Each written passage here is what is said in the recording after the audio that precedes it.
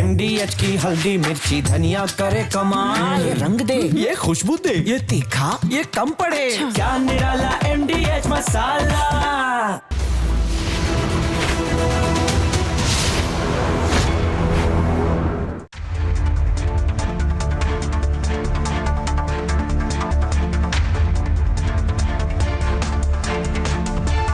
नमस्कार, बहुत स्वागत है आपका। आपके साथ मैं हूं मृदुल शर्मा और आप देख रहे हैं देश का नंबर 1 न्यूज शो ये भारत की बात होगी। देश की हर बात दिखाएंगे आपको, देश और दुनिया की तमाम बड़ी खबरें। आज की सबसे बड़ी और सबसे पहली खबर मैं आपको बताने जा रहा हूं और ये जान लीजिए, पाकिस्तान के टुकड़े होना तय है। दर्शकों, मैं क्यों कह रहा हूं? क्योंकि इस समय पाकिस्तान में भारी बगावत होने लगी है और सिंध इलाके में कैसी बगावत हो रही है, आइए आपको दिखाते हैं। पाकिस्तान के टुकड़े टुकड़े होने वाले हैं, देखिए जरा।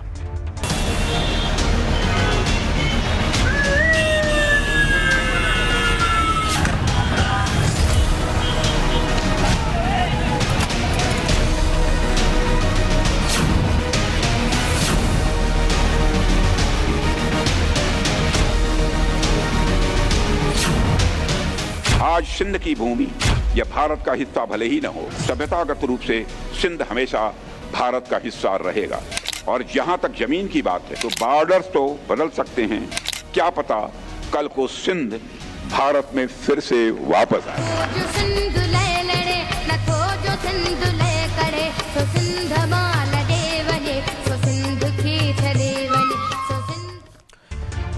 राजनाथ सिंह ने कहा दर्शकों, और वही तस्वीर इस समय पाकिस्तान में देखने को मिल रही है। ये देख रहे हैं आप, इस समय सिंधु देश की मांग को लेकर लोग सड़कों पर आ गए, आगजनी हो रही है। सुनवाइए जरा कैसे हंगामा हो रहा है वहां।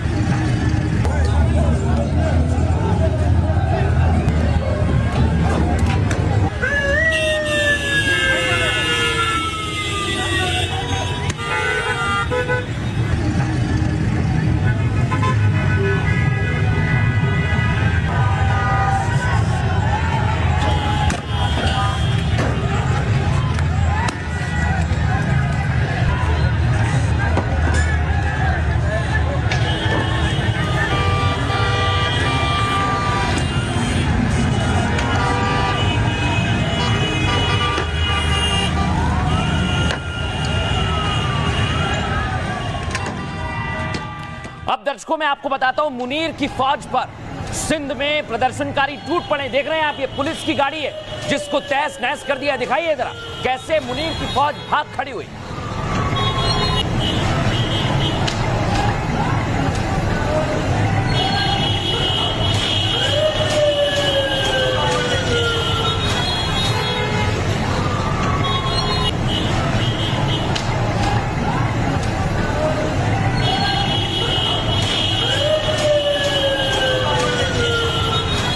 देखा कैसे पुलिस की गाड़ी में तोड़फोड़ की है। लेकिन दर्शकों, आपको बता दूं, यहीं से नई देश की चिंगारी भड़क गई है और लोग क्या कह रहे हैं, कैसे हमला हो रहा है, सुनिए जरा। ये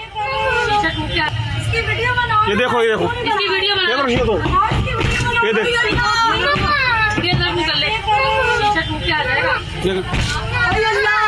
तुम लोग क्यों डर रहे हो यार? नहीं डर रहे, बैठा रहो, कोई मसला नहीं। वो तो मूवी बना रहे हैं। वो बैठे रहो, आप बैठे रहो यार, डरो नहीं, डरो। सर देख क्या मसला, क्यों जाओ ये शीशा। देखा दर्शकों आपने, लेकिन यहां पर क्यों हंगामा हो रहा है मैं आपको बताऊं। ये वो तस्वीर है, इस पर रहिएगा, फुल फ्रेम ना करें। ये महिला अपने बच्चे के साथ जा रही होती है, वो बच्चा आगे आगे चल रहा होता है और जैसे ही ये बच्चा एक गटर का टैंक है वहां पर गिर जाता है, उसके बाद सिंध में ये मांग उठने लगी है कि इस देश में विकास नहीं हो रहा है, इसलिए हमें अलग देश चाहिए। फुल फ्रेम दिखाइए कैसे ये घटना घटी।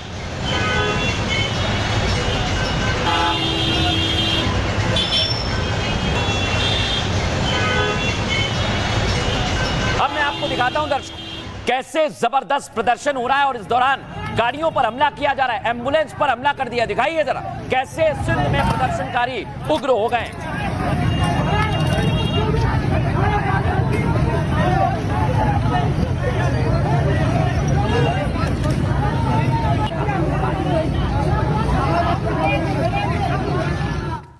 देखा, प्रदर्शनकारी प्रदर्शन कर रहे हैं, कहां पर कर रहे हैं? सिंध में। और चंद दिन पहले हमने आपको बताया था, राजनाथ सिंह ने कहा था कि सिंध भी भारत का ही है। सुनिए जरा। हमेशा भारत का हिस्सा रहेगा।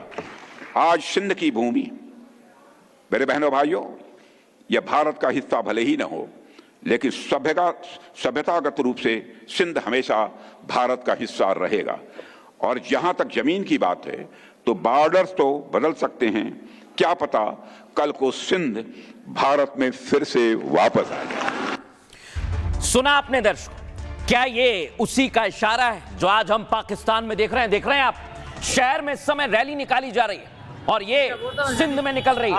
गाड़ियों पर अलग अलग जगह से लोग सवार होकर रैलियां निकाल रहे हैं और कह रहे हैं कि हमें सिंधु देश चाहिए।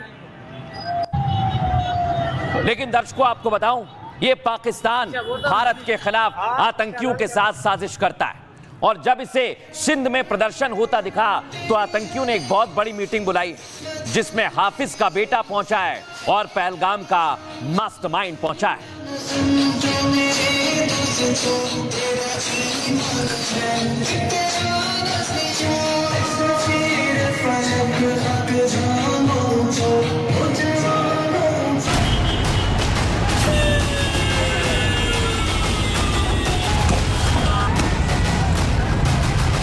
जब इंशाअल्लाह ये दरिया भी हमारे होंगे, इनके डैम भी हमारे होंगे, ये सारा जम्मू कश्मीर हमारा होगा। तो बॉर्डर्स तो बदल सकते हैं, क्या पता कल को सिंध भारत में फिर से वापस आ जाए। राजनाथ सिंह ने जो कहा, पाकिस्तान में उसका आगाज हो गया। खंड खंड पाकिस्तान में विद्रोह की ज्वाला प्रचंड हो चली और हिंदुस्तान की मांग पर कराची जल उठा। इसकी वीडियो बनाओ। ये देखो, ये देखो, इसकी वीडियो बनाओ। ये देखो, ये देखो।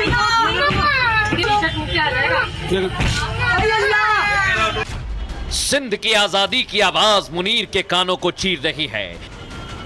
शहबाज खौफ में है, क्या पता कल नए देश का ऐलान हो जाए। बस इसी बगावत के बाद मुनीर ब्रिगेड अपने धंधे पर उतर आई और लश्कर जैश आतंकियों की सबसे बड़ी मीटिंग बुलाई। नारे तकबीर, पाकिस्तान तकबीर मुस्लिम लीग। ये भारत के खिलाफ आतंकियों की सबसे बड़ी मीटिंग है और प्लानिंग है पीओके के 69 लॉन्च पैड को एक्टिव करने की, जिसके लिए मुनीर के इशारे पर बैठक हुई। अगले चंद मिनटों में पाकिस्तान की पूरी साजिश को डिकोड करेंगे, साथ ही बताएंगे सिंध की बगावत नए देश का रूप कब लेने वाली है। अब दर्शकों, मैं आपको बताने वाला हूं आज कैसे ये सिंध जल रहा है, इसके पीछे का कारण क्या है और मुनीर कैसे पागल हो गया है, कैसे पागल हो गया है। शहबाज की सरकार टेंशन में है दर्शकों।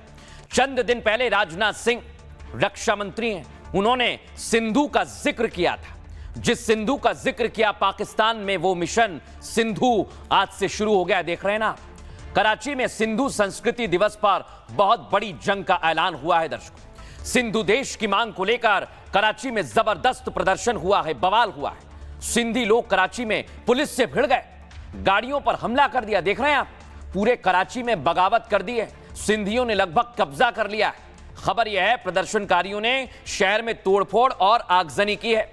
आपको बता रहा हूं मैं, जवाब में मुनीर के इशारे पर फोर्स ने आंसू गैस के गोले दाग दिए हैं। यानी पाकिस्तान में सिंध वर्सेस शहबाज मुनीर की जंग शुरू हो गई है और बलूचिस्तान के विद्रोह के बाद पाक में यह दूसरी सबसे बड़ी बगावत है। सिंध पाकिस्तान का तीसरा बड़ा स्टेट है दर्शकों, ये जान लीजिए।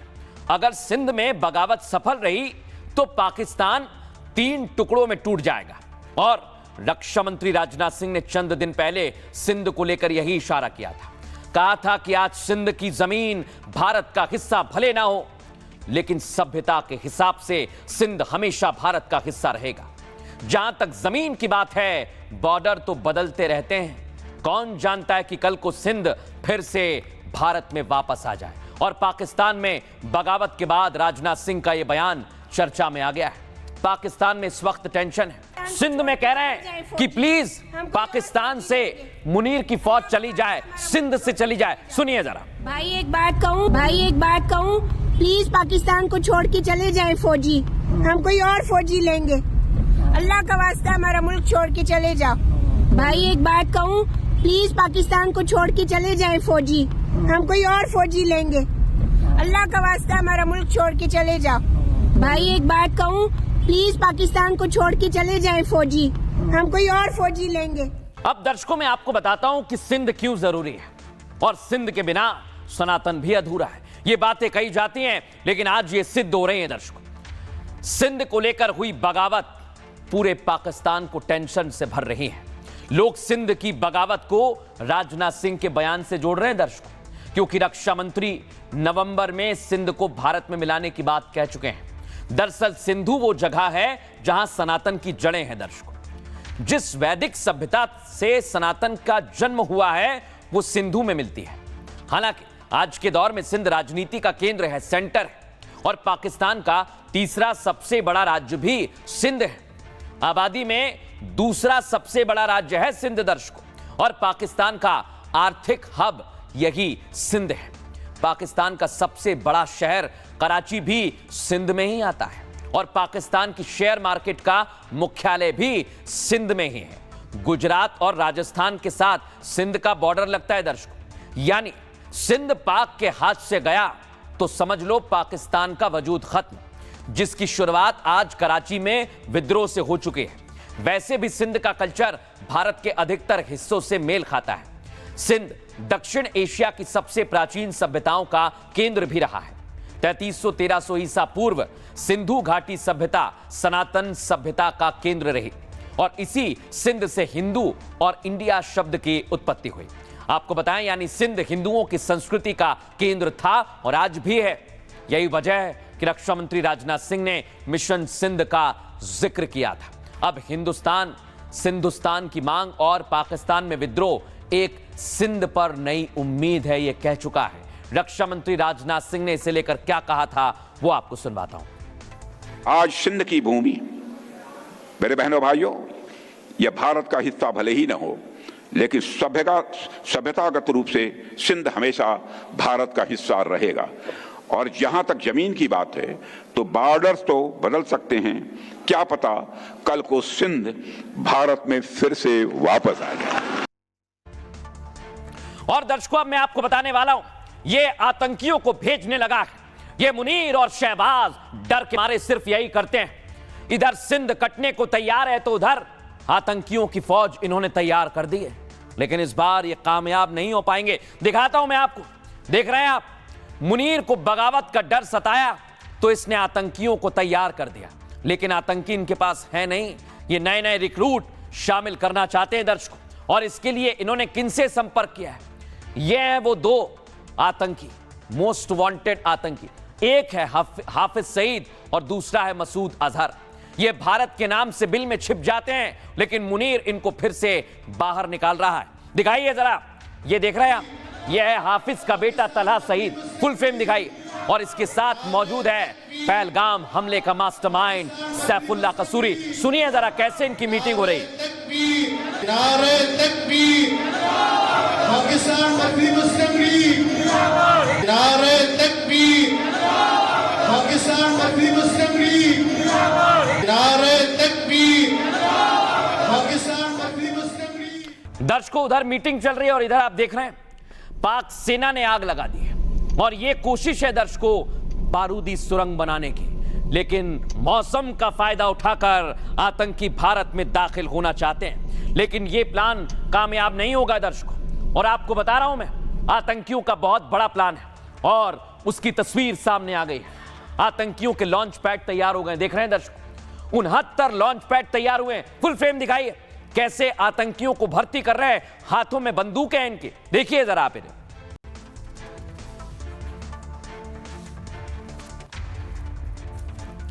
लेकिन दर्शकों, मैं याद दिलाना चाहता हूं, आतंक पर प्रहार की अब बारी है। ऑपरेशन सिंदूर तो जारी है। सुनिए जरा सेना ने आज कैसी चुनौती दे दी है।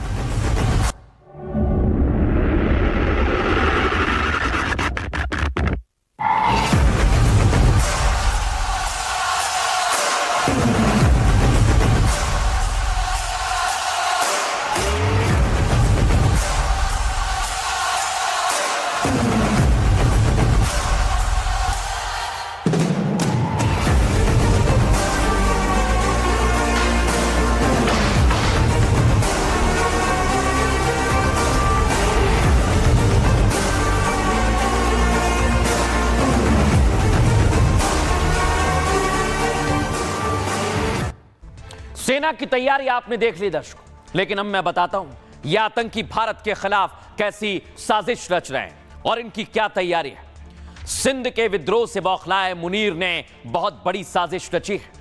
मुनीर के इशारे पर पाकिस्तान के दो बहुत बड़े आतंकी गुट मिल गए।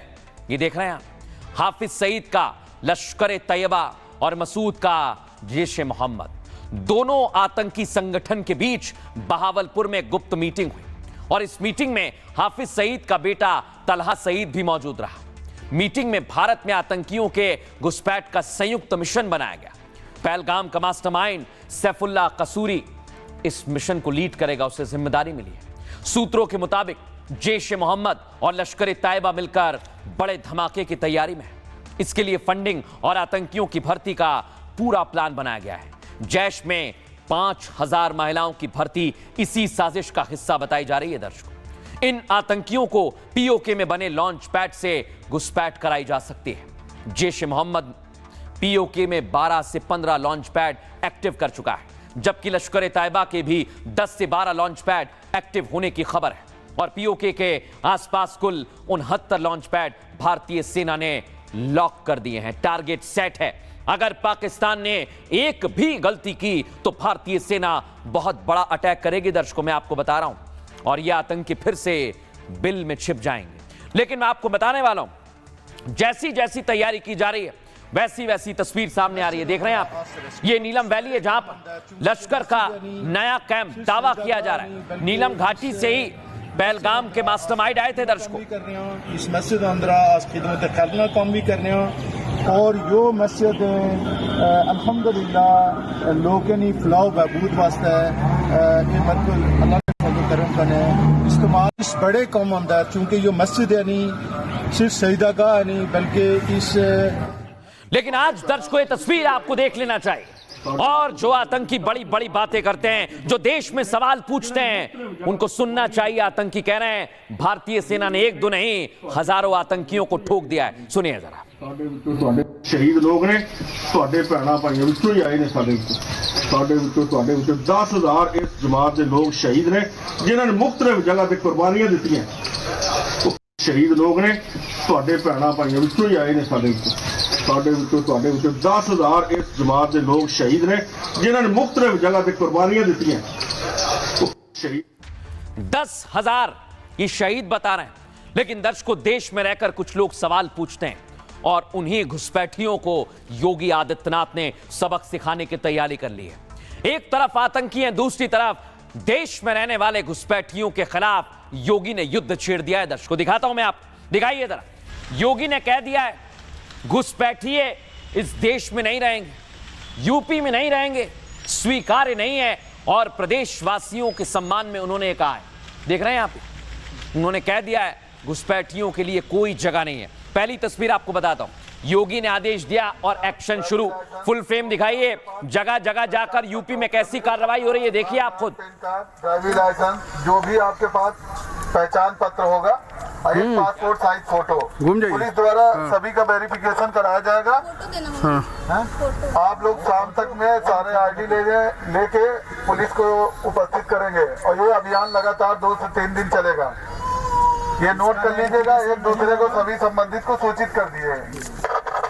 ये वेरिफिकेशन आप सबके सुरक्षा और यहाँ ये पता चले कि यहाँ कोई बाहरी तो नहीं आके रह रहा, किसी का आधार कार्ड पैन कार्ड नहीं है, कोई गलत आदमी आपके साथ तो नहीं रह रहा।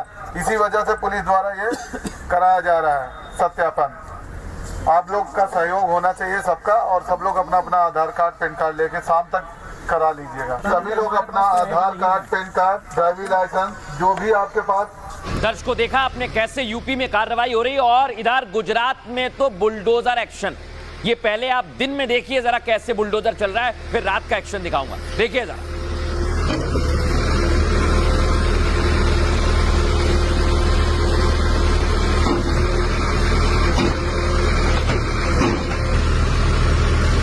ये देखिए, सुबह से लेकर शाम तक रात में भी कार्रवाई जारी है। जो अवैध बांग्लादेशी हैं, रोहिंग्या हैं, उनके खिलाफ कार्रवाई की जा रही है और यहां बुलडोजर चल रहा है। अब आपको लेकर चलता हूं असम। दर्शकों देख रहे हैं आप, असम में तो अवैध पर बुलडोजर एक्शन जारी है और हिमंता बिस्वा शर्मा ने कह दिया है कि जेसीबी सबका बदला लेगी।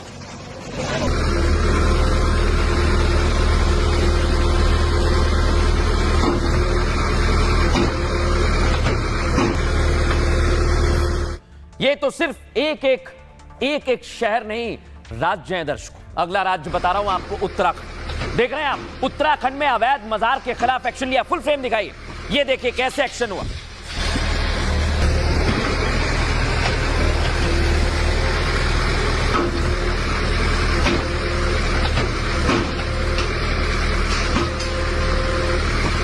अब दर्शकों ये घुसपैठिए दिल्ली तक आ गए, बता रहा हूं मैं आपको। ये देख रहे हैं आप, दिल्ली में बाकायदा ये मकान में रहने लगे, किराए पर रह रहे हैं। देखिए जरा, पुलिस ने इन्हें पकड़ा है। फुल फ्रेम दिखाइए जरा, इनको पकड़ा गया। इनकी संख्या गिनिए जरा आप, कितने सारे हैं ये।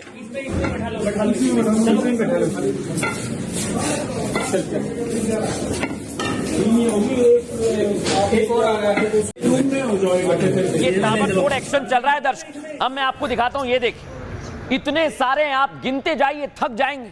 ना जाने कहां से आ रहे हैं दर्शकों इतने सारे लोग। क्या कोई बहुत बड़ी साजिश है? आप देखिए 2 से 3 दर्जन यहां पर घुसपैठियों की लिस्ट बड़ी लंबी है, जो खत्म होने का नाम नहीं ले रही है।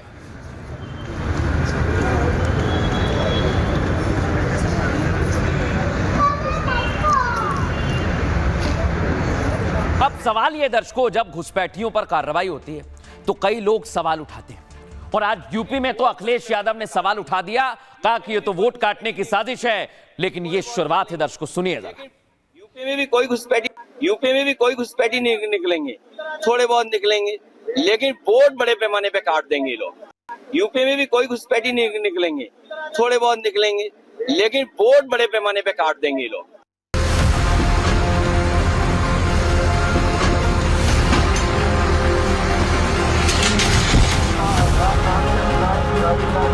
तो शासकीय योजना में हड़पने की होड़ में पहली लाइन में खड़े होते हैं, लेकिन जब वंदे मातरम गाने की बात होती है तो कहते हैं कि नहीं, हम नहीं गाएंगे। याद रखना, किसी को अगर गलतफहमी हो, 500 वर्ष पहले बाबर के एक सिपह सालार ने जो अयोध्या में किया था। योगी आदित्यनाथ उस जमात के खिलाफ मिशन लॉन्च कर चुके हैं जो चोरी छिपे गैर कानूनी तरीके से उत्तर प्रदेश में अवैध आशियाना बना रहे हैं, जो बांग्लादेश के रास्ते उत्तर प्रदेश में सरकारी योजनाओं का लाभ उठा रहे हैं। ऐसे तमाम घुसपैठियों की लिस्ट योगी के हाथ लग चुकी है, जिनके खिलाफ सर्च वारंट निकल गया है। बांग्लादेशी घुसपैठियों के लिए 1 इंच जमीन नहीं देने वाले हैं। इधर योगी ने ऐलान किया, उधर देश के कोने कोने से एक्शन की तस्वीर सामने आने लगी। गुजरात हो या दिल्ली, उत्तराखंड हो या असम, घुसपैठियों की जमात को उखाड़ फेंकने के लिए पूरा देश एकजुट है। वो भी तब जब बंगाल में बाबरी की नींव पड़ चुकी है। बाबर गैंग ने संख्या बल के बूते धमकी दे डाली है। सबसे पहले आज आपको बताने वाला हूं योगी आदित्यनाथ घुसपैठियों पर कैसे फायर है, और ऐसे फायर हैं कि खुद देख रहे हैं कार्रवाई भी कैसी हो रही है। देख रहे हैं आप, योगी आदित्यनाथ ने लिस्ट बना ली है दर्शकों। यूपी के मुख्यमंत्री योगी आदित्यनाथ एक्शन मोड में आ चुके हैं। उन्हें देश को अशांत करने वाले लोगों की साजिश की भनक लग चुकी है, और आपको बता रहा हूं, ऐसे में सीएम योगी ने तमाम जिलों में पुलिस को आदेश दे दिया। देख रहे हैं आप इधर, उत्तर प्रदेश में एक भी रोहिंग्या और घुसपैठिए बर्दाश्त नहीं किए जाएंगे, जिसके बाद योगी फोर्स ने बड़े स्तर पर कार्रवाई शुरू कर दी है। साथ ही एसआईआर प्रक्रिया के तहत घुसपैठियों की पहचान भी की जा रही है। दरअसल मुख्यमंत्री योगी आदित्यनाथ ने घुसपैठियों पर एक्शन को दोहराया है। योगी आदित्यनाथ ने घुसपैठियों के खिलाफ संदेश लिखा है। उसमें क्या है? उत्तर प्रदेश की सुरक्षा, कानून व्यवस्था सर्वोच्च प्राथमिकता है। अवैध रूप से रहने वाले घुसपैठियों के विरुद्ध सख्त कार्रवाई की जाएगी। ऐसे में किसी भी व्यक्ति को रखने से पहले उसकी पहचान जरूर कर लें दर्शकों। कहा कि घुसपैठियों के कारण संसाधनों और अनाधिकृत बोझ नहीं सहा जाएगा और योजनाओं का लाभ आम नागरिकों तक नहीं पहुंच पाता है। साथ ही कहा कि घुसपैठियों के लिए कालीन नहीं बिछाई जा सकती है। बिल्कुल नहीं होगा ऐसा।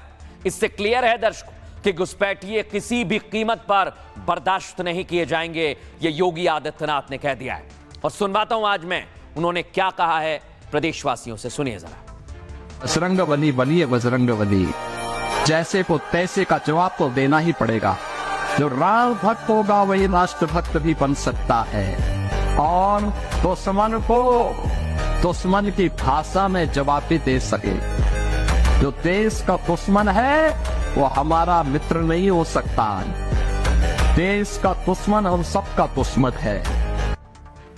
देश का जो दुश्मन है वो सबका दुश्मन है। और अगर ये घुसपैठी है दर्शकों देश में आते हैं तो ये आपके भी दुश्मन हैं, हमारे भी दुश्मन हैं। वाकई में दर्शकों ये दुश्मन है क्योंकि ये देश के साथ विश्वासघात कर सकते हैं। कहां कहां एक्शन हो रहा है यूपी में, आपका जिला ढूंढिए, आपका संभाग ढूंढिए दर्शकों। इसमें सहारनपुर से कार्रवाई शुरू होती है, मेरठ में चल रही है, मुरादाबाद में चल रही है, बरेली में, शाहजहांपुर में, लखनऊ में, गोरखपुर में और पूर्वांचल का इलाका बनारस, प्रयागराज और फिर आप चाहिए कानपुर, झांसी, आगरा, फिरोजाबाद, मथुरा, अलीगढ़, गाजियाबाद तक में कार्रवाई हो रही है। और घुसपैठियों के खिलाफ पूरे यूपी में अभियान चल रहा है दर्शकों, तेज हो चुका है।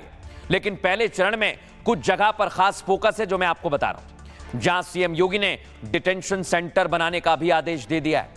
खासकर 17 निगमों में घुसपैठियों पर कार्रवाई की तैयारी है और जो छिपे हुए हैं उनको ढूंढा जा रहा है, उनके साथ एक्शन भी हो रहा है। आपको दिखाता हूं लखनऊ में कैसा एक्शन हो रहा है, हमारे सहयोगी की रिपोर्ट। मुख्यमंत्री योगी आदित्यनाथ ने कहा है कि सरकारी संसाधनों पर अधिकार सिर्फ भारतीय नागरिक का है, उत्तर प्रदेश के नागरिक का है, न कि घुसपैठियों का। सुप्रीम कोर्ट ने भी कहा है कि हम घुसपैठियों के लिए रेड कारपेट नहीं बिछा सकते हैं। इससे स्पष्ट है कि कहीं न कहीं जो नागरिक हैं वही उसके मेन अधिकार हैं, जो भारत सरकार उत्तर प्रदेश का जो संसाधन है, न कि घुसपैठिए। अब इससे एक बात और साफ हो जाती है कि जिस तरह से SIR का फॉर्म भरा जा रहा है, कहीं न कहीं सरकार नरमी नहीं बरतने वाली है। दर्शकों आज मैं आपको बताने वाला हूं, यह कार्रवाई अब पड़ोसी राज्य दिल्ली तक पहुंच गई है। यूपी के पड़ोस में दिल्ली है, देख रहे हैं आप। दिल्ली में घुसपैठियों पर एक्शन तेज हो गया है, जगह जगह जाकर जांच पड़ताल की जा रही है। सुनिए जरा।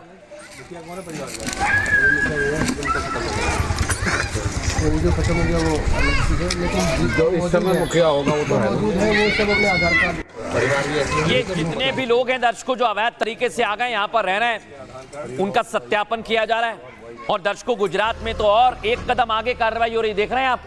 ये अवैध बस्ती है जहां पर लोग बिना बताए आकर रहने लगे और अब जबरदस्त एक्शन लिया जा रहा है। गुजरात में बुलडोजर एक्शन, अभी की तस्वीर आपको दिखा रहा हूं, कार्रवाई हो रही है।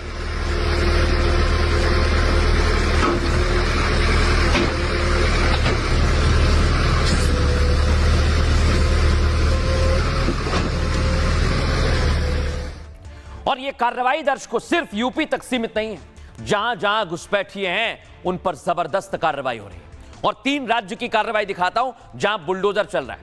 गुजरात में पिछले कई महीनों से ऑपरेशन क्लीन चल रहा है दर्शकों, यह है वो ऑपरेशन क्लीन। यहां चोरी छिपे रहने वाले घुसपैठियों को अरेस्ट किया जा रहा है, साथ ही उन ठिकानों पर एक्शन हो रहा है जो पूरी तरह से अवैध है। इस दौरान कच्छ में पुलिस प्रशासन ने बड़ा डेमोलिशन ड्राइव चलाया दर्शकों। करीब 100 एकड़ जमीन पर फैले अवैध कब्जे को हटाया गया, देख रहे हैं ना, जहां दावा है कि घुसपैठिए कब्जा करके झुग्गी झोपड़ी बना चुके थे और उस जमीन की कीमत करीब 250 करोड़ से ज्यादा है। कुछ ऐसा ही दिल्ली में हुआ है दर्शकों। आपको बताऊं मैं राजधानी दिल्ली से भी ऐसी ही तस्वीर देखने को मिली। दिल्ली के द्वारका में कुछ विदेशी अवैध तरीके से रहने लगे, जिनकी पहचान के बाद पुलिस टीम ने पहले तो छापा मारा, फिर घर मकान में छिपे घुसपैठियों को गिरफ्तार किया गया। घुसपैठियों की संख्या 130 से ज्यादा है, इन्हें अरेस्ट कर लिया गया है। आपको बताऊं इस कार्रवाई को दिल्ली पुलिस ने ऑपरेशन क्लीन स्वीप नाम दिया है। इसमें ज्यादातर नाइजीरियन और आइवरी कोस्ट कैमरून के नागरिक हैं दर्शकों। और बड़ी कार्रवाई उत्तराखंड में भी चल रही है, जहां अवैध मजार पर धामी सरकार एक्शन ले रही है। लेकिन अब इस पर भी सियासी वार पलटवार होने लगा है, सुनिए जरा।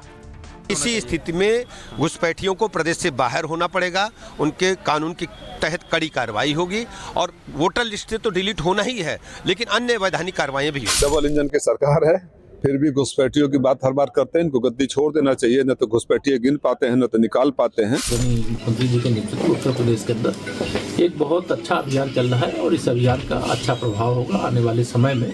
घुसपैठिया मुक्त भारत, घुसपैठिया मुक्त उत्तर प्रदेश। पूरी रखिए आप, अगर घुसपैठी हैं तो आपका काम है उन पर नजर रखना, लेकिन घुसपैठियों के बहाने से आप भारतीय सिटीजन्स को मत सताइए।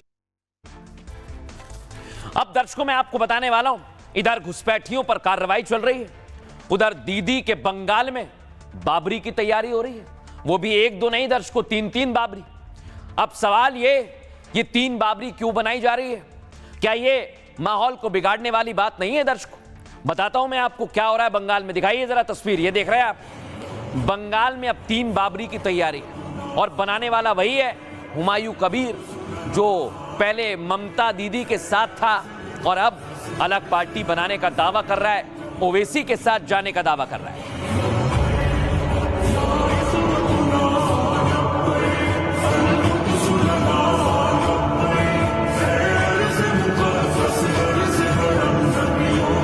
अब दर्शकों मैं आपको बताता हूं, ये भीड़ तो आपने देखी, बाबरी के नाम पर बाकायदा मुसलमानों से पैसे लिए जा रहे हैं, चंदा लिया जा रहा है। सुनिए जरा দেখুন দুহাত ভরে দান করছে, দেখুন আজকে বাবরি মসজিদের জন্য দুহাত ভরে মানুষ দান করছে। আজকে নবীর উম্মত পাগল হয়ে গেছে, দেখুন আজকে নবীর উম্মত পাগল হয়ে গেছে, দেখুন আজকে নবীর উম্মত পাগল হয়ে গেছে। এদেরকেই বলে নবী। मैं आपको ये तस्वीर दिखा रहा हूं इसलिए कि आप समझें, बाबरी के नाम पर दान पेटी लगा दी गई और इसमें कितना पैसा आया दिखाता हूं आपको। ये देखिए आप, इतना पैसा बताया जा रहा है कि मुसलमानों से पैसा लिया गया है और ये दावा किया जा रहा है कि लाखों रुपए आ गए हैं। आप देखिए पैसे गिनने के लिए कितने लोग हैं, पैसे गिने जा रहे हैं नाम। एक बार और दिखाई तस्वीर।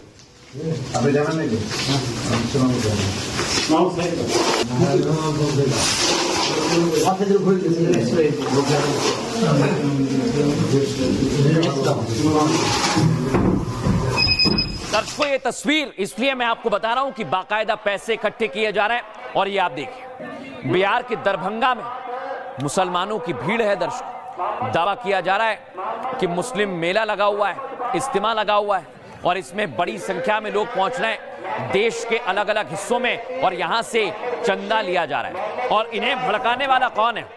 इन्हें भड़काने वाला है हुमायूं कबीर। वो कह रहा है उसका मकसद एक ही है, बाबरी मस्जिद। सुनिए जरा। पवित्र गीता पाठ उद्देश्य एक ही है, जे उद्देश्य में सनातन धर्मावलंबी मानुष उनका पवित्र गीता पाठ कर रहा है। मैं अभी इस्लाम धर्मावलंबी मानुष मेरा 1 लाख हाफिज को लिए मैं कुरान पाठ कराएंगे और 1 लाख आदमी इकट्ठा करके 2 लाख का आदमी एक साथ में बैठ के वो खाना खाएगी, बाद में वो बाबरी मस्जिद का काम शुरू होगी।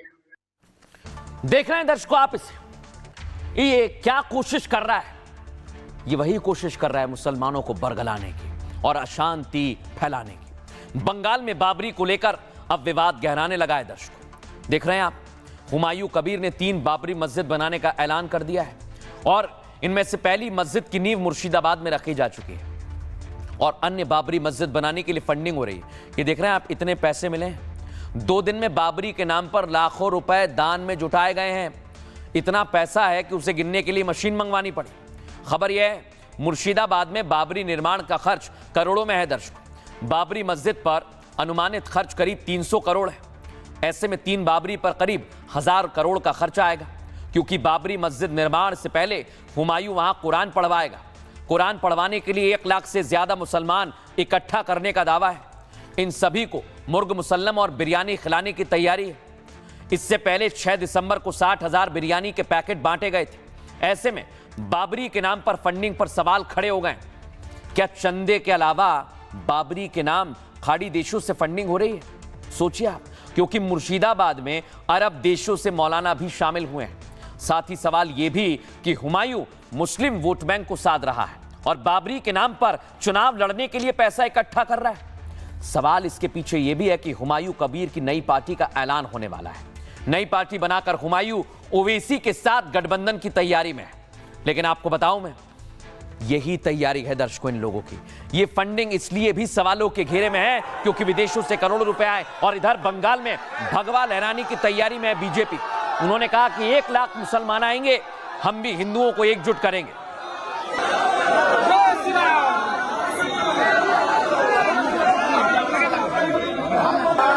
वो हिंदू विरोधी है।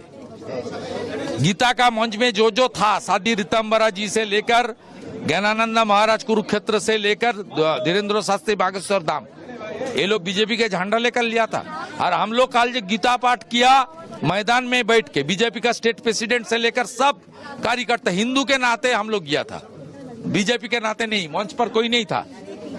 ममता बनर्जी घोर हिंदू विरोधी है, राम मंदिर का विरोध करता है, महाकुंभ को मृत्यु कुंभ बताता है। वो हिंदू नहीं है, हिंदू नहीं हो सकता। अब दर्शकों, बंगाल में इस समय हिंदू और मुस्लिम की सियासत होने लगी है।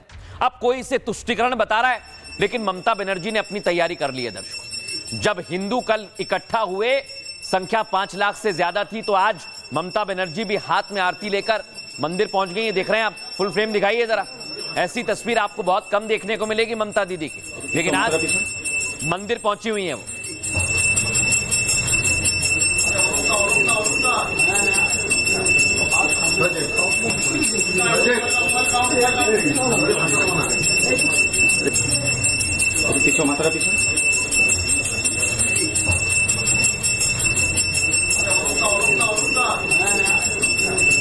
अब दर्शकों, इधर बंगाल में तो सिर्फ हवा बन रही है, लेकिन ये हवा पहुंच गई है गाजियाबाद में भी। अब मांग उठने लगी है बाबरी गैंग के खिलाफ। हिंदू संगठन एकजुट हो गए। दिखाइए जरा फुल फ्रेम। हिंदू हिंदू हिंदू हिंदू, इधर से मैंने कहा, उधर से तूने आवाज लगाई। हिंदू हिंदू भाई भाई, हिंदू हिंदू भाई भाई, सन्यासी ने। तो इधर कहा जा रहा है कि हिंदू हिंदू भाई भाई, हम सब हिंदू भाई। और इधर बंगाल में सड़कों पर बाइक रैली निकाली जा रही है। फुल फ्रेम दिखाइए तस्वीर।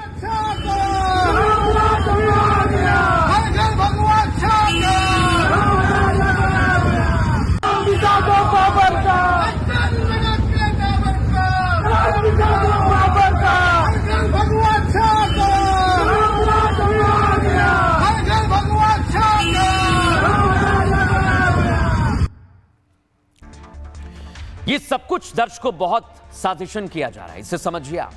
एक तरफ बाबरी की बात, दूसरी तरफ मुसलमानों से पैसा लिया जा रहा है। लेकिन इन सब के लिए भारतीय जनता पार्टी ने ममता बनर्जी को जिम्मेदार बताया है। सुनवाता हूं आपको मैं बीजेपी क्या कह रही है। और ये तो पाकिस्तानी साजिश है। पाकिस्तान का एक आला नेता ने बोल दिया था 1 महीने के अंदर बाबरी मस्जिद का स्टोन ले हो जाएगा पश्चिम बंगाल के अंदर, हिंदुस्तान के अंदर। तो ही हुआ। आज माहौल ऐसा बना क्यों? Who is responsible for it? Mamata Banerjee's divisive politics is totally responsible for this fiasco. ये तृणमूल कांग्रेस का एजेंडा है, बाबर का राज बनाना। भारत की जनता राम के साथ है, ये बाबर के साथ है, ये तो प्रतिष्ठा हो चुके हैं। सुप्रीम कोर्ट का वर्डिक्ट है। इसका बाद में भी अगर ये लोग ऐसे राजनीति चलाना चाहते हैं तो भारत की जनता जो करना है करेंगे। दर्शकों, इधर विवाद हो रहा है और इधर लोकसभा की कार्यवाही चल रही है। लेकिन आज कार्यवाही में पीएम मोदी ने वंदे मातरम पर चर्चा में कांग्रेस पार्टी को जमकर धोया और पोल भी खोली। पीएम मोदी ने बताया कि नेहरू ने राष्ट्रगीत के साथ विश्वासघात किया, वंदे मातरम के साथ विश्वासघात किया और जिन्ना के सामने घुटने टेक दिए। लेकिन आज कैसे पीएम ने वंदे मातरम को लेकर चर्चा की शुरुआत की, देखिए जरा। वेदिका पर मोदमय स्वार्थ का बलिदान है, ये शब्द है वंदे मातरम। है सजीवन मंत्र भी, यह विश्व विजयी मंत्र भी, शक्ति का आह्वान है यह शब्द वंदे मातरम। उष्ण शोणित से लिखो, वक्षस्थली को चीर कर, वीर का अभिमान है यह शब्द वंदे मातरम।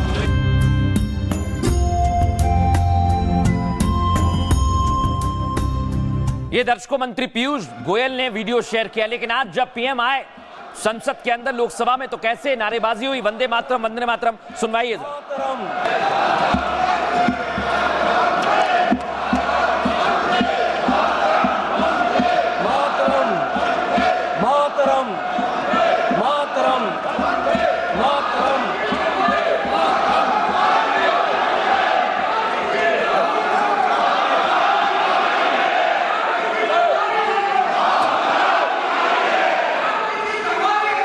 सिंह जी।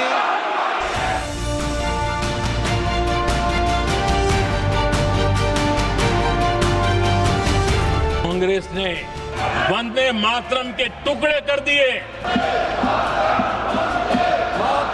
आज देश देशभक्ति से सराबोर है, क्योंकि संसद से सड़क तक सबकी जुबान पर राष्ट्रगीत है। वंदे मातरम के 150वें साल पर आज संसद में वंदे मातरम पर चर्चा शुरू हुई। शुरुआत पीएम मोदी ने की, जिसमें उनकी जुबान पर राष्ट्रगीत से छेड़छाड़ का दर्द साफ दिखा। इतिहास इस बात का गवाह है कि कांग्रेस ने मुस्लिम लीग के सामने घुटने टेक दिए और मुस्लिम लीग के दबाव में किया।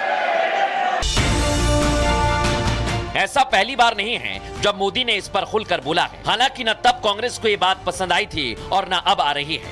With what he said, what he wrote and what he did is another thing and totally unacceptable. दरअसल मुस्लिम तुष्टीकरण में वंदे मातरम को केवल हिंदुओं का राष्ट्रगीत बताकर छोड़ दिया गया, जबकि आजादी के आंदोलन में ये सभी देशभक्तों का गीत था, जिसने सबको एकजुट किया था। तो सवाल ये कि आखिर वंदे मातरम से तुष्टीकरण का खेल क्यों खेला गया? आखिर सत्ता की खातिर ऐसी साजिश क्यों रची गई, जबकि दुनिया के सबसे बड़े मुस्लिम देश इंडोनेशिया और सुबियांतो को हिंदू शब्द से परहेज नहीं होता। संयुक्त राष्ट्र के अधिवेशन में वे ओम जैसे शब्द का उच्चारण करने में पीछे नहीं रहते। ओम शांति शांति शांति ओम नमो बुद्धाय। वंदे मातरम और ओम से कई देशों को परहेज नहीं है, लेकिन ना जाने वंदे मातरम से क्यों परहेज किया गया। आइए आपको बताता हूं पीएम मोदी ने क्या बताया। वंदे मातरम पर बहस की शुरुआत आज प्रधानमंत्री नरेंद्र मोदी ने की। पीएम मोदी ने वंदे मातरम के इतिहास पर अपनी बात रखी। उन्होंने आजादी में इस गीत के योगदान को याद किया। इस दौरान पीएम ने कांग्रेस पर जमकर हमला बोला। आपको बताएं, नेहरू और जिन्ना का जिक्र किया, आपातकाल पर भी अपनी बात रखी। पीएम ने कहा, कांग्रेस पार्टी ने वंदे मातरम के टुकड़े कर दिए।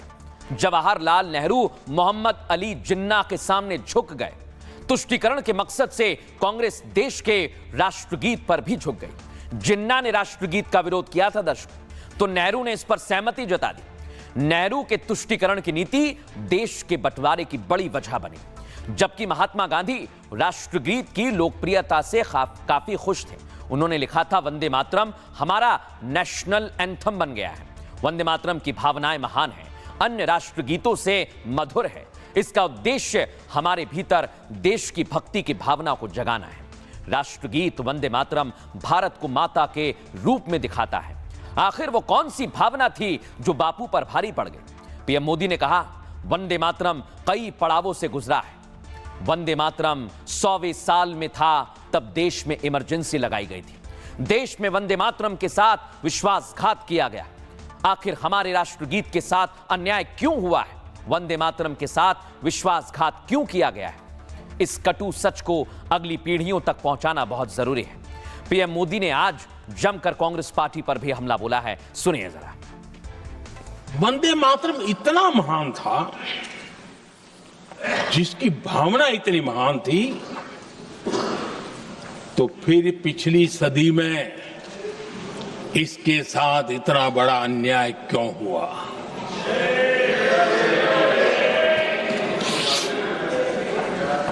वंदे मातरम के साथ विश्वासघात क्यों हुआ?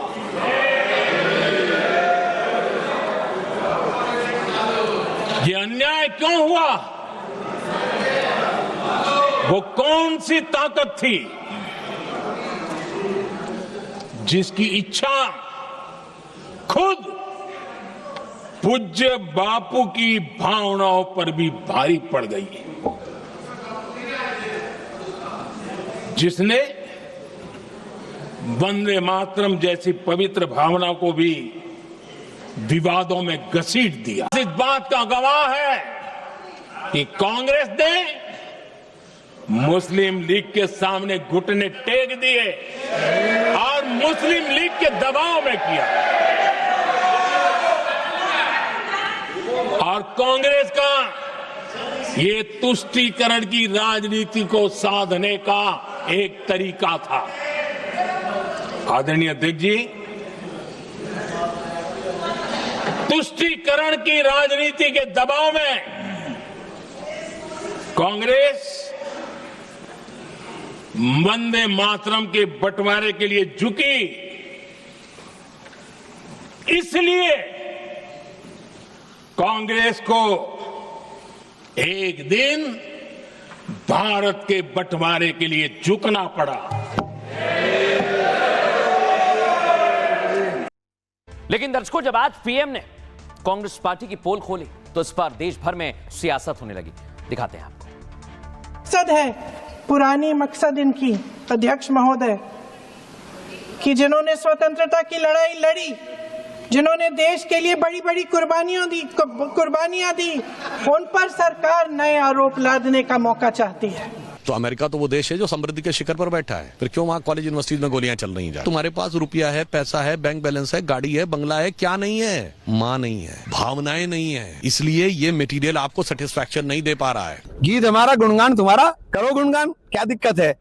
जब वंदे मातरम गाने के लिए जो आपने सारी बातें कही हैं, लाठी पड़ती थी तब तो आपके लोग नहीं गाते थे, तब तो आजादी के मतवाले कांग्रेसी गाते थे। आज आप आप कहिए, आप पंडित जवाहरलाल नेहरू ना होते तो आप यहाँ होते ही ना।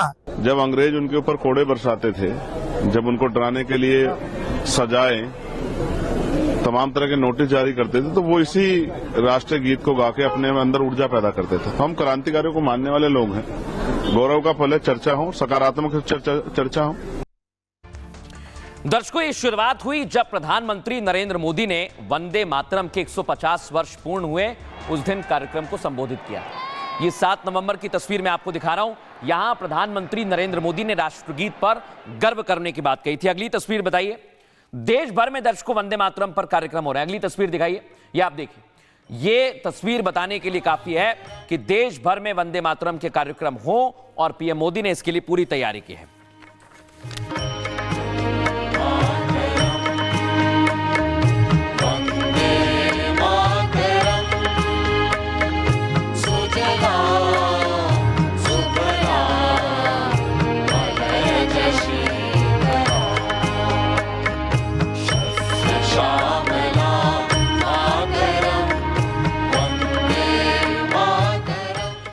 लेकिन दर्शकों, आज वंदे मातरम को लेकर जब चर्चा हुई तो संसद में कई नेताओं ने अपने बात रखे, अपने विचार रखे। राष्ट्रगीत वंदे मातरम के साथ अन्याय हुआ, ये राजनाथ सिंह ने कहा। यह अन्याय कांग्रेस के तुष्टीकरण की वजह से हुआ। कांग्रेस की इसी राजनीति ने देश का विभाजन कराया। आजादी के बाद सांप्रदायिक सौहार्द, एकता को कमजोर किया गया। राष्ट्रवादी नहीं है बीजेपी, राष्ट्रविवादी पार्टी है, अखिलेश यादव ने कहा। दर्शकों, वंदे मातरम गाने के लिए नहीं, निभाने के लिए है। जिस वंदे मातरम ने आजादी के आंदोलन को जोड़ा, आज के दरारवादी लोग उसी से देश को तोड़ना चाहते हैं। इसके बाद अनुराग ठाकुर ने जवाब दिया। इंदिरा गांधी ने संविधान को तार तार किया। दर्शकों, एक समय था जब वंदे मातरम का शताब्दी वर्ष था, उस समय आपातकाल लगाकर देश को अंधकार में डाला। वंदे मातरम राष्ट्रभक्तों के लिए एनर्जी है, कुछ लोगों के लिए यह एलर्जी बन गया। अब मोहम्मद अली जिन्ना के मुन्ना को भी वंदे मातरम से दिक्कत होने लगी है। अरविंद सावंत मैदान में देश के कुछ संगठनों ने राष्ट्र ध्वज नहीं फहराया। 50 साल तक उनकी इमारत पर राष्ट्र ध्वज नहीं था। अब बीजेपी को नया नया राष्ट्रगीत से प्रेम जगा है। इधर ए राजा डीएमके के सांसद हैं, उन्होंने कहा वंदे मातरम का विरोध नहीं हुआ है, मूर्ति पूजा की वजह से इसका विरोध हुआ है। बड़ी बात यह है कि मोदी का सपना भारत को हिंदू राष्ट्र बनाना है। ए राजा ने यह बात कही दर्शकों। लेकिन वंदे मातरम का यह विवाद अब सियासत में चर्चा का विषय बन गया है। सुनिए जरा। वंदे मातरम की अब सारी पंक्तियां सांप्रदायिक और राजनीतिक लगी। मैं बताता हूं उन्हें ये पंक्तियां सांप्रदायिक और राजनीतिक क्यों लगी। इसका कारण है क्योंकि वे वंदे मातरम वो जिन्ना के चश्मे से देख रहे थे। इस कारण उन्हें सांप्रदायिक। राष्ट्रवादी पार्टी राष्ट्रविवादी पार्टी है और गाने से ज्यादा निभाना जरूरी है। संविधान में और भी हमारे तमाम ऐसे फैसले हैं बाबा साहब भीमराव अम्बेडकर जी ने जो रास्ता दिखाया। सामाजिक न्याय पे सरकार कहाँ खड़ी है। ये वंदे मातरम के 150 साल पूरे होने पर ही नहीं बल्कि आने वाले 150 साल मजबूत नींव वंदे मातरम को लेकर रखने के लिए भी ज़रूरी हैं। पीढ़ियां बीती जो शायद वंदे मातरम को जानते हैं, पर इसके महत्व को, इसकी एकजुटता की भावना का शायद वो अंदाज़ा नहीं लगा सकते। बहुत ही दुखद बात है और बहुत ही दुर्भाग्यपूर्ण बात है कि वंदे मातरम जो हमारा राष्ट्रगीत है उसको विवादित करने की कोशिश की जा रही है। ये चर्चा कभी होनी ही नहीं चाहिए। कुछ लोग वंदे मातरम को मानते ही नहीं, वो बाबरी मस्जिद को मानते। इस पर बहस होनी चाहिए। क्या वंदे मातरम में उद्धृत उकेरा हुआ राष्ट्रवाद आज बहिष्कार के राष्ट्रवाद में है या समावेशी राष्ट्रवाद में? हमारे समक्ष जो चुनौतियां हैं उसको एड्रेस करने में हम कितना सक्षम हुए हैं। सेलिब्रेशन का एक बहुत महत्वपूर्ण पहलू होता है सेल्फ रिफ्लेक्शन। अब दर्शकों मैं आपको बताता हूं, वंदे मातरम पर पीएम मोदी ने बाकायदा डाक टिकट जारी किया है और सिक्का भी जारी किया है। ये वंदे मातरम राष्ट्रगीत के सम्मान में 150 वर्ष पूर्ण होने पर जारी किया गया है। लेकिन दर्शकों, वंदे मातरम हमारे लिए, देश के लिए कितना महत्वपूर्ण है, कितना विशेष है, आइए सर आपको बताते हैं। वंदे मातरम का मतलब मां की वंदना होता है। वंदे मतलब नमन करना और मातरम मतलब मां। वंदे मातरम का अर्थ है भारत माता को नमन करना। वंदे मातरम राष्ट्रगीत को बंकिम चंद्र चट्टोपाध्याय ने लिखा था। बंकिम चंद्र बंगाली उपन्यासकार, निबंधकार और एक पत्रकार थे। बंकिम बाबू को साहित्य सम्राट के नाम से भी जाना जाता है। बंकिम चंद्र ने पहली बार वंदे मातरम को 1875 में लिखा दर्शकों, जिसके बाद 1882 में आनंद मठ उपन्यास में इसे प्रकाशित किया गया और 1896 में रविंद्रनाथ टैगोर ने इसे कांग्रेस के अधिवेशन में गाया। पहला मौका था जब सार्वजनिक तौर पर राष्ट्रीय स्तर पर इसे गाया गया। इसका असर इतना था कि गाने के दौरान वहां सबकी आंखें नम हो गईं। 1905 में बंगाल विभाजन के दौरान वंदे मातरम जनता की आवाज बना। बाद में यही गीत देश के स्वतंत्रता आंदोलन में जनता की जुबान पर चढ़ गया। साल 1937 में मुस्लिम लीग के दबाव में दर्शकों, कांग्रेस पार्टी ने इसका एक हिस्सा हटा दिया, क्योंकि वंदे मातरम के उस हिस्से में हिंदू देवी देवताओं का जिक्र था। पीएम मोदी ने संसद में आज कांग्रेस के इसी तुष्टीकरण का जिक्र किया, क्योंकि तब से अब तक ये राष्ट्रगीत इसी कटे छठे रूप में गाया जा रहा था, जबकि 1950 में संविधान सभा ने इसे राष्ट्रगीत के तौर पर अपना लिया था। लेकिन फिर भी दर्शकों विरोध किया गया और इस पंक्ति को हटाया गया जिसमें देवी देवताओं का जिक्र था। तो क्या यह तुष्टीकरण नहीं था? क्या वाकई ये मुस्लिम लीग के आगे कांग्रेस पार्टी की हार थी? सुनिए जरा कैसे आज हमला किया गया। देखिए, बोलने का कोई भाषा नहीं है। ये पूरा हमरा तो प्राउड हो रहा ही है। मेरा दादाजी, उनके लिए अभी तक किसी ने भी कुछ नहीं किया। वंदे मातरम कौन लिखा है? जिस समय नेक्स्ट जनरेशन भूलते जा रहा है, उस समय मोदी जी ने जो किए हैं, इसके क्या बोलूं, ये बहुत बहुत अच्छा लग रहा है, प्राउड फील हो रहा है। ऐसा वंदे मातरम ये नारा बन गया था आज़ादी के आंदोलन का, और मुझे बड़ा फ़र्क है उसका। मैं मुस्लिम हूँ, इसलिए वंदे मातरम को विरोध नहीं करता। पूरा वंदे मातरम को मान्यता नहीं है। पहला जो स्टांजा है वंदे मातरम का, वो वहाँ तक हद तक उसको राष्ट्रगान बोला जाता है। जाएंगे। अब दर्शकों, मैं आपको खबरों में आगे बढ़ूंगा और एक और बड़ी खबर बता रहा हूं। लॉरेंस गैंग लगातार धमकी देता है, लेकिन इस बार धमकी मिली है पवन सिंह को। पावर स्टार पवन सिंह को दिखाइए पहली तस्वीर। लॉरेंस बिश्नोई गैंग से कथित तौर पर धमकी दी और कहा गया कि लॉरेंस गैंग की तरफ से यह धमकी है पवन सिंह सलमान के साथ स्टेज शेयर ना करें। अगली तस्वीर बताइए, देख रहे हैं आप।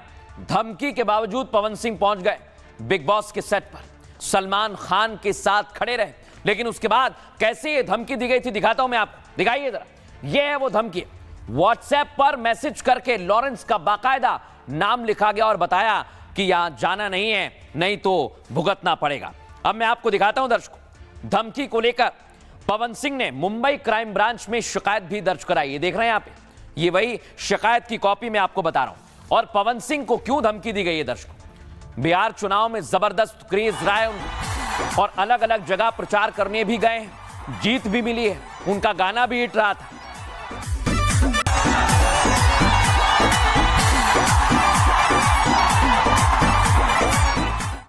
अब दर्शकों, बड़ी बात क्या है, पवन सिंह को सीधे धमकी दी गई है, लेकिन धमकी में क्या लिखा गया है और धमकी क्यों दी गई है, आइए जरा आपको बताते हैं। धमकी दी गई है दर्शकों पावर स्टार पवन सिंह को लॉरेंस गैंग की तरफ से। आपको बताएं, लॉरेंस के गुर्गे ने फोन पर कहा, सलमान के साथ काम किया तो आगे इंडस्ट्री में काम नहीं कर पाओगे। शनिवार को पवन सिंह को एक अनजान नंबर से कॉल आया दर्शकों। कॉल करने वाले ने खुद को लॉरेंस गैंग का सदस्य बताया। कहा, तुम्हें सलमान खान के साथ मंच साझा नहीं करना चाहिए। दावा है कि फोन पर पवन सिंह से मोटी रकम की डिमांड भी की गई। डिमांड पूरी ना होने पर गंभीर परिणाम भुगतने की धमकी दी गई। पवन सिंह को व्हाट्सएप पर मैसेज के जरिए भी धमकी दी गई। इतना ही नहीं, मैसेज में लिखा है, पवन सिंह को बोल मेरा फोन नहीं उठाता है, आज से उसकी उल्टी गिनती शुरू हो जाती है। सलमान खान के साथ मंच साझा करता है ना, उसको लखनऊ में ही मारेंगे। तुम्हें पता नहीं है, उपेंद्र कुशवाहा से पूछ लेना। धमकीबाज कहता है, पप्पू यादव से भी पूछ लेना कौन है लॉरेंस बिश्नोई, पता लग जाएगा। बहुत बड़ा हीरो बनता है ना पवन सिंह। ये धमकी दी गई, उसको बोल मेरे फोन पर कॉल करने के लिए। लॉरेंस बिश्नोई गैंग से बबलू भाई का नंबर गूगल पर मिल जाएगा। ये बाकायदा धमकी दी गई दर्शकों। और इसको लेकर कैसे बयानबाजी हो रही है, बिहार में बीजेपी के नेता भी अब प्रतिक्रिया दे रहे हैं, सुनवाते हैं आपको। पवन सिंह एक कलाकार है और पवन सिंह को जो धमकी मिली है, उस धमकी की सत्यता की भी जांच की जाएगी कि किसने धमकी दिया है। अगर सही में कोई जो ऐसे अपराधी गिरोह, कोई इस प्रकार का सरगना जिसके नाम आ रहे हैं बिश्नोई ग्रुप, अगर उनके द्वारा दिया गया है तो उस पर कार्रवाई होगी, या कोई ऐसे सिरफिरे व्यक्तियों के द्वारा किसी को धमकाने और डराने के लिए भी अगर कोई धमकी दी गई है।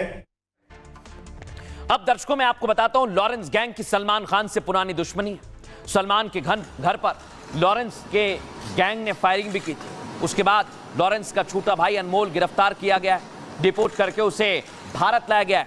और इधर दर्शकों, पवन सिंह की सिक्योरिटी बढ़ा दी गई है। वाई कैटेगरी की सुरक्षा उन्हें मिली हुई है, कमांडो से घिरे रहते हैं। आपको आगे बताऊंगा कितनी सुरक्षा ये सख्त कर दी गई है। लेकिन लॉरेंस ने धमकी दी, उसके बावजूद पवन सिंह बिग बॉस के मंच पर चले गए। आइए आपको बताता हूं। सुपरस्टार पवन सिंह ने लॉरेंस गैंग को जवाब दिया है। धमकी के बावजूद सलमान के साथ उन्होंने मंच साझा किया। बिग बॉस में सलमान के साथ ठुमके लगाए। इतना ही नहीं, सलमान ने पवन सिंह की तारीफ भी की है। आपको जानकारी दे दें, सलमान ने कहा, आप ट्रेंड सेटर हो, जो करते हो ट्रेंड करने लगता है। पवन सिंह का सलमान के साथ कार्यक्रम करना लॉरेंस गैंग को पवन सिंह का जवाब माना जा रहा है। पवन स्टार ने बता दिया कि वो ऐसी धमकियों से डरने वाले नहीं हैं। धमकी के बाद पवन सिंह की टीम ने सुरक्षा एजेंसियों को जानकारी दी। पवन सिंह ने मुंबई के ओशीवारा पुलिस स्टेशन में शिकायत दर्ज कराई और पुलिस ने धमकी देने वाले नंबरों की जांच भी शुरू कर दी है। शुरुआती जांच में पुलिस को जानकारी मिली है कि ये धमकी भेजने वाले मैसेज विदेश के सर्वर से भेजे जा रहे हैं। मुंबई पुलिस की साइबर टीम अब इस मामले की जांच में जुट गई है। अभिनेता पवन सिंह अभी इस वक्त मुंबई में है। मुंबई पुलिस ने उनकी सुरक्षा बढ़ा दी है। दर्शकों, पवन सिंह को वाई कैटेगरी की सुरक्षा दी गई है। इंटेलिजेंस ब्यूरो की रिपोर्ट के आधार पर उनको सुरक्षा दी गई है। पवन सिंह की सुरक्षा में 8 से 10 सीआरपीएफ कमांडोज तैनात रहते हैं। AK-47 इंसास राइफल्स के साथ 24 घंटे जवान तैनात रहते हैं। एक पर्सनल सिक्योरिटी ऑफिसर भी हमेशा उनके साथ रहता है। लेकिन दर्शकों, लॉरेंस गैंग का खौफ बढ़ता ही जा रहा है और लॉरेंस के गुर्गे देश भर में। एक तस्वीर आई है अभी, लॉरेंस की जैकेट पहन रहे हैं, लॉरेंस की जैकेट बिकने लगी है और फायरिंग कर रहे हैं। सुनिए जरा।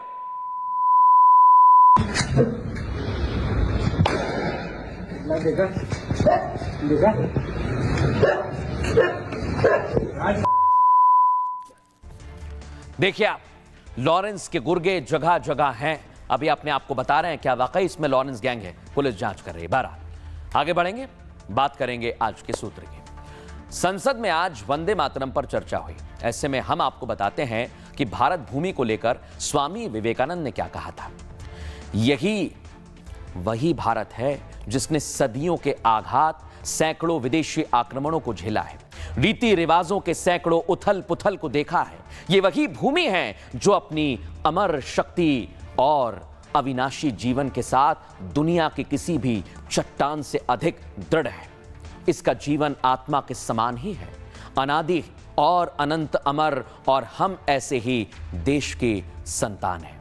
तो इस देश पर, राष्ट्रगीत पर, वंदे मातरम पर हमें गर्व करना चाहिए। जय हिंद, जय भारत। एक छोटा सा ब्रेक, जल्द हाजिर होंगे।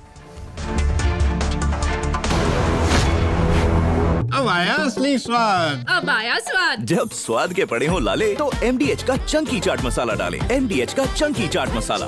MDH